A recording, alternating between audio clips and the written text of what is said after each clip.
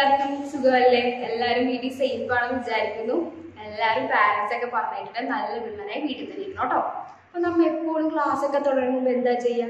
ഈശോയോട് പ്രാർത്ഥിക്കും അല്ലേ? അപ്പൊ നമുക്ക് ഇന്നും ഈശോയോടൊക്കെ പ്രാർത്ഥിച്ചിട്ട് ക്ലാസ് ഒക്കെ തുടങ്ങാം. അപ്പൊ എല്ലാവരും എഴുന്നേറ്റിരുന്നേ. എല്ലാവരും എഴുന്നേറ്റോ? എല്ലാവരും എഴുന്നേറ്റ് കൈയൊക്കെ കൂപ്പി മിസ് പറഞ്ഞ പോലെ പ്രാർത്ഥിക്കണം കേട്ടോ. അപ്പൊ നമുക്ക് തുടങ്ങാം. എല്ലാവരും കൈയൊക്കെ കൂപ്പി പിടിച്ചോ. പിതാവിന്റെയും പുത്രന്റെയും പരിശുദ്ധാത്മാവിന്റെയും നാമത്തിൽ ആമീൻ. സ്വർഗസ്ഥനായ ഞങ്ങളുടെ പിതാവേ, അങ്ങയുടെ നാമം പൂജിതമാകണമേ. അങ്ങയുടെ രാജ്യം വരയണമേ. അങ്ങയുടെ തിരുമനസ് സ്വർഗത്തിലെ പോലെ ഭൂമിയിലുമാകണമേ. അന്നന്ന് വേണ്ടുന്ന ആഹാരം ഇന്ന് ഞങ്ങൾക്ക് തരയണമേ. ഞങ്ങളോട് തെറ്റിച്ചതിനോട് ഞങ്ങൾ ക്ഷമിക്കുന്ന പോലെ ഞങ്ങളുടെ തെറ്റുകൾ ഞങ്ങളോടും ക്ഷമിക്കണമേ. ഞങ്ങളെ പ്രലോഭനത്തിൽ ഉൾപ്പെടുത്തരുതേ, തിന്മയിൽ നിന്ന് ഞങ്ങളെ രക്ഷിക്കണമേ. അപ്പൊ നമ്മൾ ഇന്ന് പഠിക്കാൻ പോകുന്ന ഒരു പുതിയ പാഠമാണ്, അതായത് 7ാമത്തെ പാഠം. അപ്പൊ നമ്മൾ എപ്പോഴും എന്താ ചെയ്യുക? പുതിയ പാഠം തുടങ്ങുന്നതിന് മുമ്പ് പഴയ പാഠം ഒന്നും കൂടി നോക്കും അല്ലെ?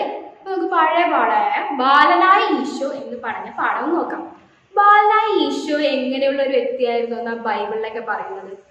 പ്രായത്തിലും ജ്ഞാനത്തിലും ദൈവത്തിന്റെയും മനുഷ്യന്റെയും പ്രീതിയിൽ വളർന്നു വന്ന ഒരു വ്യക്തിയായിരുന്നു അല്ലെ? നിങ്ങൾക്ക് എല്ലാവർക്കും അറിയാമോ ആ കാര്യം? കുറച്ചു പേർക്കൊക്കെ അറിയാമായിരിക്കും അല്ലെ? എങ്ങനെയുള്ള ഒരു വ്യക്തിയായിരുന്നു ഒന്ന് പറഞ്ഞേ. പ്രായത്തിലും ജ്ഞാനത്തിലും ദൈവത്തിന്റെയും മനുഷ്യന്റെയും പ്രീതിയിൽ വളർന്നു വന്ന ഒരു വ്യക്തിയായിരുന്നു അല്ലെ? പിന്നെ എന്തൊക്കെയാ ഒരു നല്ല കാര്യങ്ങളൊക്കെ ചെയ്തേക്കുന്നേ ബാലനായ ഈശോ? തന്റെ മാതാപിതാക്കളെയൊക്കെ സഹായിക്കുമായിരുന്നു അല്ലെ? മാതാവായ മറിയത്തെയും പിതാവായ ഔസേപ്പിനെയും അവരുടെ ജോലികളിലൊക്കെ സഹായിച്ചിരുന്ന ഒരു നല്ല വ്യക്തിയായിരുന്നു അല്ലെ? പിന്നീട് എന്തൊക്കെയാ അവിടെ ഉണ്ടായ ഒരു കാര്യങ്ങള്? ബാലനായ ഈശോയെ കാണാതായി അല്ലേ? എപ്പോഴാണ് എന്നിട്ട് കണ്ടെത്തിയത്? 3 ദിവസം കഴിഞ്ഞിട്ട്. അതൊക്കെ നിങ്ങൾ ഓർക്കുന്നില്ലേ? അപ്പൊ ഇതെല്ലാം ആയിരുന്നു നമ്മുടെ കഴിഞ്ഞ പാഠമായ 6ാമത്തെ പാഠത്തിൽ പറഞ്ഞിരുന്നത്. ഇപ്പോൾ നമ്മൾ പഠിക്കാൻ പോകുന്നത് പുതിയ ഒരു പാഠമാണ്, അതായത് 7ാമത്തെ പാഠം. 7ാമത്തെ പാഠത്തിന്റെ പേരെന്താണ്? ഈശോയും കുഞ്ഞുങ്ങളും.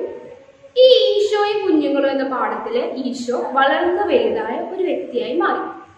അതെല്ലാം കഴിഞ്ഞപ്പോ ഈശോയ്ക്ക് ഒരു 12 കൂട്ടുകാരെ കിട്ടി. അത് ആരൊക്കെയാണെന്ന് നിങ്ങൾക്കറിയോ? അവരെ വിളിക്കുന്ന പേരെന്താണെന്ന് നിങ്ങൾക്കറിയോ? ഈ 12 കൂട്ടുകാരെ വിളിക്കുന്ന പേരാണ് ശിഷ്യന്മാർ അല്ലെങ്കിൽ അപ്പോസ്തലന്മാർ. ഒന്ന് പറഞ്ഞേ എല്ലാവരും. ആരായിരുന്നു ഈശോയുടെ 12 കൂട്ടുകാർ? ശിഷ്യന്മാർ അല്ലെങ്കിൽ അപ്പോസ്തലന്മാർ. മനസ്സിലായോ? അതെല്ലാം കഴിഞ്ഞ് ഇവര് 12 പേരും കൂടി ആയിരുന്നു ഈശോയോടൊപ്പം നടക്കുമെല്ലാം. പിന്നെ ഇവരെല്ലാം കൂടി ഓരോ അത്ഭുതങ്ങളൊക്കെ ചെയ്തു, കുറെ അത്ഭുതങ്ങളൊക്കെ ചെയ്തിട്ടുണ്ട്.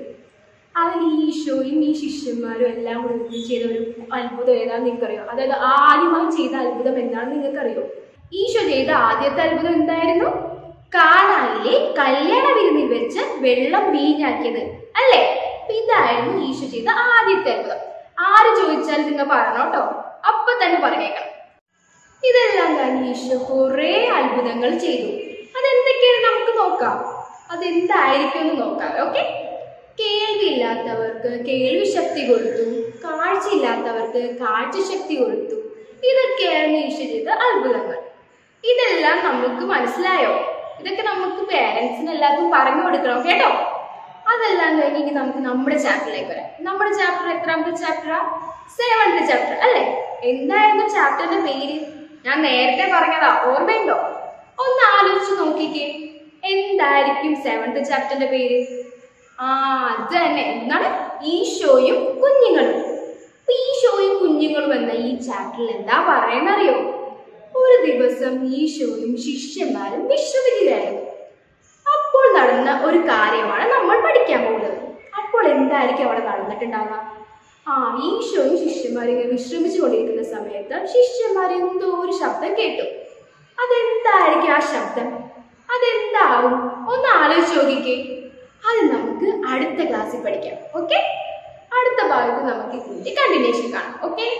നമ്മ എപ്പോഴും എന്താ ചെയ്യുക? ക്ലാസ് ഒക്കെ കഴിയുമ്പോൾ ഈശോയോട് പ്രാർത്ഥിക്കും അല്ലെ? നമുക്ക് ഇന്നും ഈശോയോടൊക്കെ പ്രാർത്ഥിച്ചിട്ട് ഇന്നത്തെ ക്ലാസ് അവസാനിപ്പിക്കാം. അപ്പൊ എല്ലാവരും എഴുന്നേറ്റിരുന്നേ, കൈയൊക്കെ പിടിച്ചിരുന്നേ, കണ്ണൊക്കെ അടിച്ചിട്ട് പ്രാർത്ഥിക്കാം കേട്ടോ. കാരുണ്യവാനായ ദൈവമേ, ഇന്ന് ഞങ്ങൾ പഠിച്ച കാര്യങ്ങളെല്ലാം ഞങ്ങളുടെ ഓർമ്മയിൽ നൽകണമേ. പരിശുദ്ധ മറിയമേ, എന്നും ഞങ്ങളുടെ കൂടെ ഉണ്ടായിരിക്കണമേ. ആമേൻ.